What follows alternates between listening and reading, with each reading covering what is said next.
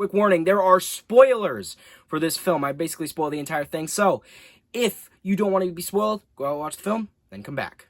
You have been warned. Hey guys, welcome back to another week of Ticket Tuesday. I'm your host, Ron TMHD. So yeah, this is going to be a great time. Hey guys, and welcome back to an episode of Ticket Tuesday. I'm Russell TMHD, and this week we watched A Quiet Place, Day 1. This is the newest installment in the Quiet Place franchise, the third installment, and this film, I would say, was very suspenseful. It was very thrilling, very nerve-wracking, but also very emotional, very touching, and overall, an enjoyable film. I really enjoyed it. I will say I like this movie, and I'm gonna go on a tangent. Before I go on a whole tangent on why I like this film, I'll tell you why I like this film and more. Back at the house.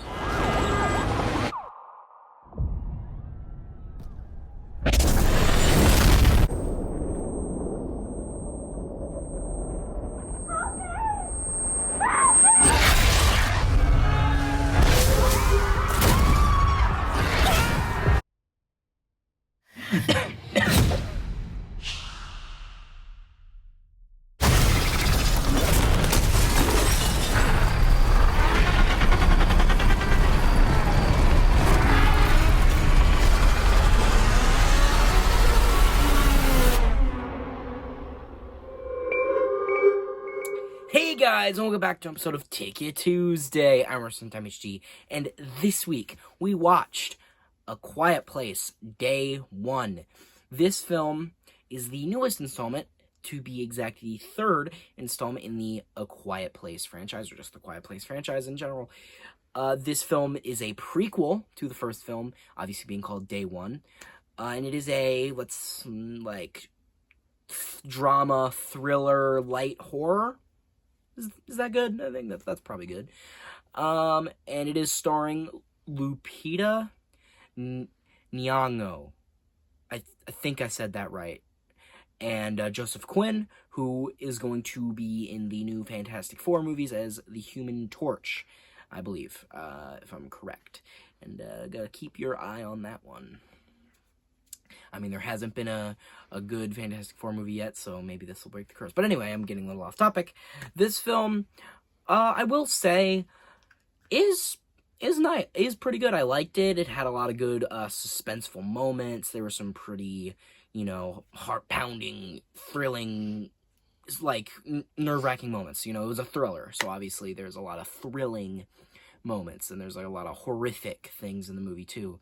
Obviously, with this alien invasion of these blind but really really good at hearing aliens. They're really good at hearing things. But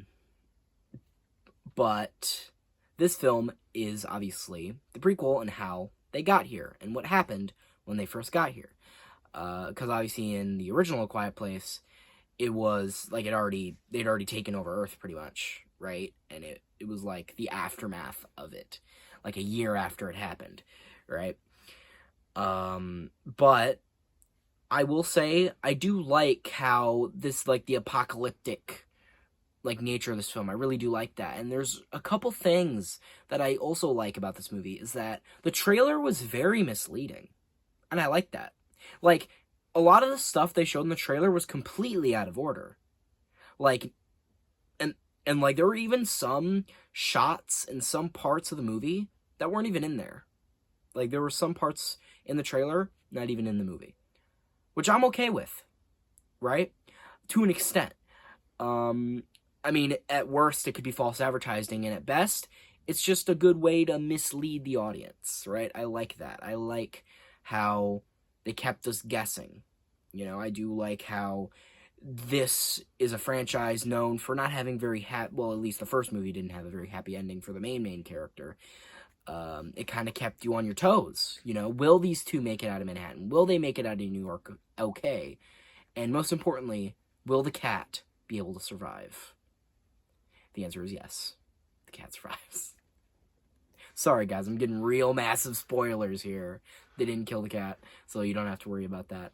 But this film, as I said, I really enjoyed it. as a person who is not too familiar with the Quiet Place franchise, while I have seen bits and pieces here and there, I have seen the first movie. I'm not really a gigantic fan of this franchise. I do like the idea of it, of, you know, like you have to be super quiet and like noise attracts them. You know, and like it's these alien creatures that can just like kill you in 2 seconds, like not even 2 seconds, like a millisecond. They can hear you and just immediately run right through you. I really like that idea, and I think it's fairly executed well. I really like how, because from what I remember from the first one, it's been a while since I've seen it, but like they were kind of like sparingly shown. Like the monsters were sparingly shown from what I remember, but in this one they're like broad daylight, you can see them. There's like hordes of them. They're fucking everywhere, and I like that. You know, it's like kind of like a zombie apocalypse type deal, except they're way stronger than zombies, and they're scarier because, I mean, yeah, they're not zombies. Okay, they're smarter than zombies. Yeah, a little smarter. They're still basically animals, but more or less. It's hard to say. They're like, it never really explains why they're here. You know, it never really explains why the aliens are here. And I kind of like that. It makes you theorize. You know, is it kind of like a Night of the Living Dead situation, or like, where they like there's a theory where like more intelligent aliens sent these creatures down to eradicate all the humans so that the aliens can invade Earth. You know, kind of like as pest control. You know, because we're humans, and we're the pests because we kind of are. Kind of. Yeah.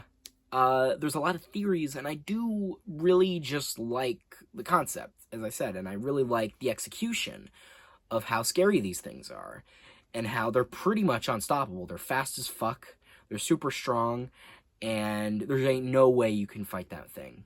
Is no way. It's like, they're like 10 feet tall, they're like fucking the fastest animal of all time. They're ginormous. I don't know what's going on. They're spooky looking, right? I also did like how, like, I don't know, I just liked it. I liked the creatures. They were good. And also, I liked the character moments. The character moments I thought were great between our two leads, Joseph Quinn and Lupita. They were very great, in my opinion. I really liked the moments they shared with each other, with minimal dialogue, too. Obviously, being a film where they have to be quiet, they can't really talk to each other all too often, and if they are, they're whispering to each other, right? And I like that. I really like that. So, it's just like, and these little, like, no dialogue scenes of them just, like, sharing a moment together is nice, you know? And you grow an attachment to these characters, and there's like a sense of dread behind you. Like, who's gonna make it out alive? Because you know one of these characters is going to die, right? But like, it's like, will Joseph Quinn's character die?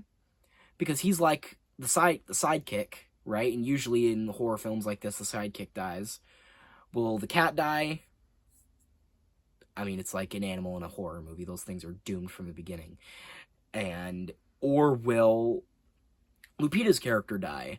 Because if you didn't know, at the beginning of the film, she's in hospice. She has cancer, right? So she's dying anyway, right? And that's why I think at the end of the film, she gives Joseph Quinn's character her cat, basically saying, take care of my cat.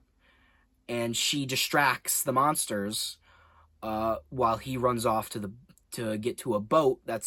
He just barely gets to the boat, like, because it was like sailing away, but then they say, stop the boat, there's people out there, and then he jumps off a dock and he swims over with the cat, and he gets up there, and it's great. And she left a note, because she gave him her jacket. She gave him her jacket. They switched jackets, and she left a note in there for him, basically giving him instructions on what to do and thanking him for what he did for her.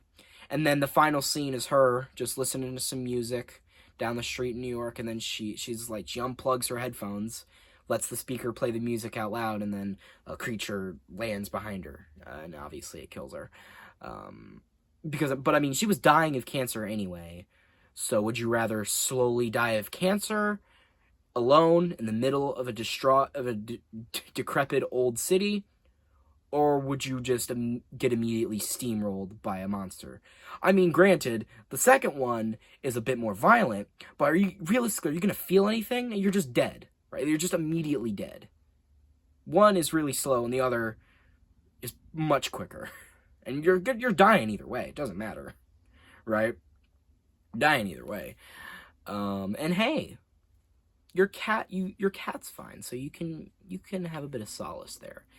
But overall, I'm going on a bit of a tangent here, but overall, I really enjoyed the film. I really liked it, and honestly, I'd recommend it. And you don't even need to see the other two movies to enjoy this one. I think maybe even this could be a good starting point. If you really want to get into Quiet Place, if you've never seen them, you could start with this one and maybe go in chronological order. You know, I think that could be a little interesting. But yeah, if you're trying to get in a Quiet Place, or you're already a Quiet Place fan, absolutely recommend it. And if you're just a fan of thrillers, honestly, or post-apocalyptic films, definitely recommend it too. It's just a overall very, very enjoyable film. And overall, I think I'd rate it like a 7.5 out of 10. And, yeah. I think I've something to say. I think I've said my piece. So, guys, hope you like this video. Share with friends. Subscribe to notifications on. Comment down below how much you liked it. But you guys know how it goes. I don't really say that. What I really meant to say was, if you guys hated this video, unsubscribe, dislike, change me in the comments. I've been Running Time HD.